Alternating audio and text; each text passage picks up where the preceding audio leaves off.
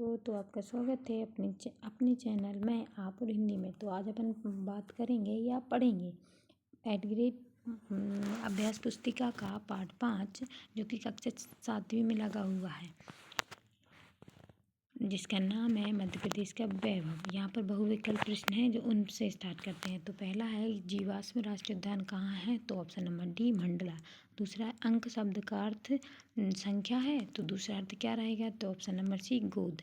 प्रश्न तीसरा है भारत मिलाप का प्रसिद्ध स्थल है चित्रकूट, ऑप्शन नंबर बी सही रहेगा। चौथा है सबे मालवा का अर्थ है, तो ऑप्शन नंबर सी मालवा की रात। प्रश्न पांचवा है अनेक पर्यटन ग्वालियर घूमने आते हैं, इस शब्द में संयुक्त क्रिया है, तो ऑप्शन नंबर डी घूमने आते हैं। नीचे दिए गए शब्दों में से उचित शब्द चुनकर रिक्त स्थान की पूर्ति कीजिए। तो यहाँ पर प्रश्न छठवा है सांची के स्तूप बौद्ध धर्म के स्मारक हैं।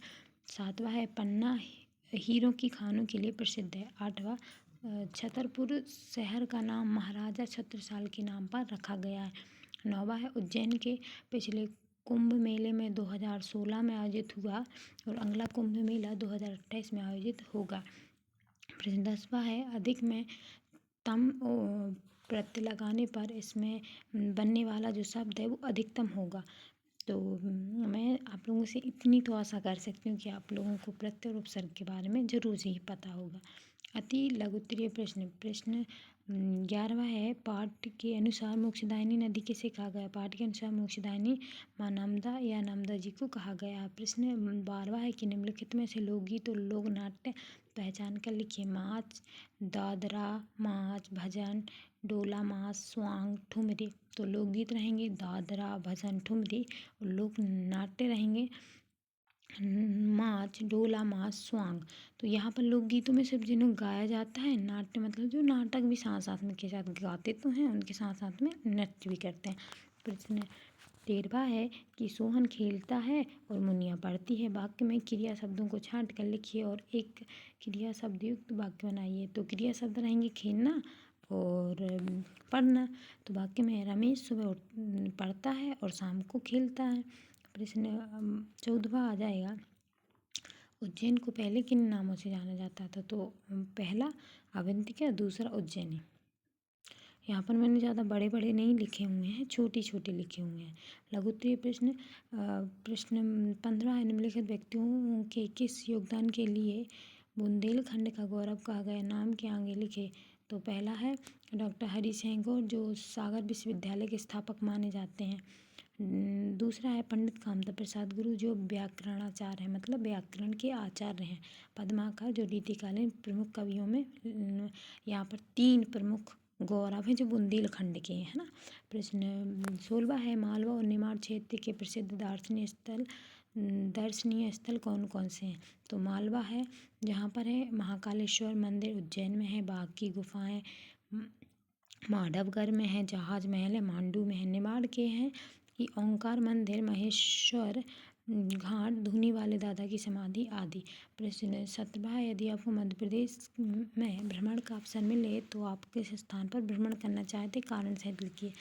तो देखो अपने अपने क्षेत्र का हो सकता है लिख लेना, क्योंकि हम लोग रायसेन से हैं तो हम यहाँ का लिखेंगे। यहाँ पर एक बारना बांध है, बारना बांध बाड़ी का प्रमुख पर्यटन स्थल है। इस बांध के चारों तरफ अति सुंदर पहाड़ियाँ और इस बांध में 8 फाटक हैं और उस बांध की तरफ सिंगोरी अभ्यारण्य है, एक अभ्यारण्य भी है पास में जो कि इस बांध की शोभा में 4 चांद लगा देता है।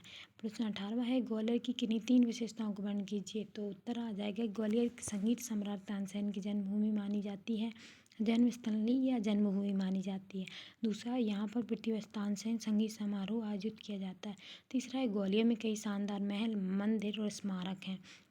दीर्घोत्तरीय प्रश्न है प्रश्न 19वां साहित्य और संगीत के क्षेत्र में मध्य प्रदेश के योगदान को बताइए। तो पहला है साहित्य, तो मध्य प्रदेश साहित्य में कालिदास, बारामीहीन, बाणभट्ट, भूषण, पद्माकर की रचनाएं आज भी लोगों को प्रेरित करती हैं। दूसरा है संगीत, संगीत के क्षेत्र में लता मंगेशकर, तानसेन, बिरजू बावरा और अलाउद्दीन खां नाम प्रमुख हैं। इनका संगीत हमें आज भी मधुर लगता है और हमें यह थिरकने के लिए उत्साहित करता है।